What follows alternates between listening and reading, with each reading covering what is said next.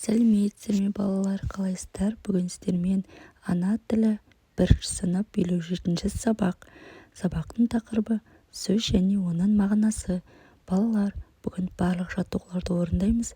Лайк басып, подписка кнопкасын басып, мұқият қарап отырыңыздар. Ендеше сөз және оның мағынасы. Бірінші жаттығу: өлеңді мәнерлеп оқы, жаттап ал.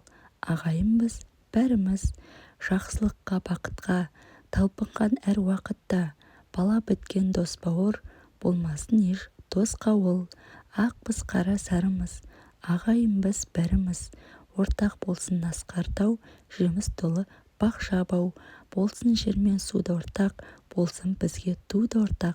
Ақпыз, қара сарымыз, ағайынбыз, бәріміз. Әнуарбек Дүйсенбиев. Өлеңде не туралы айтылған? Дос, ағайын сөздеріне мағынасы жақын сөздерді тап. Өлең жалпы ағайындар туралы айтылған, иә. Дос, ағайын сөздеріне мағынасы жақын сөздері ағайын, туыс, бауыр, бәріміз бірге болайық деген мағынада айтылған, иә балалар. Ал келесі екінші жаттығу: көп нүктенің орнына берілген сөзге мағынасы жақын сөз тауып жаз делінген. Сәлемдесу, амандасу. Ұстаз, мұғалім. Әдемі, көркем.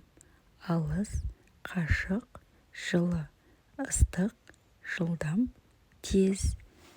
Ал балалар, лайк басып, подписка кнопкасын басып, сабақты мұқият қарап отырамыз. Ал балалар, келесі үшінші жаттығу: әр желкенді қайыққа жазылған сөзге мағынасы жақын сөздер тап делінген, иә. Бізде мұнда әр қайықтар берілген. 3 қайық: әдемі, батыр, әдепті. Әдеміге көркем, әсем, ажарлы сөздері. Батырға өжет, батыл, ержүрек сөздері.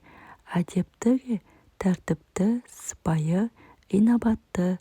Ал балалар, осымен біздің сабағымыз аяқталды. Сабаққа лайк басып, подписка кнопкасын басып, мұқият қарағандарыңызға рахмет. Сау болыңыздар.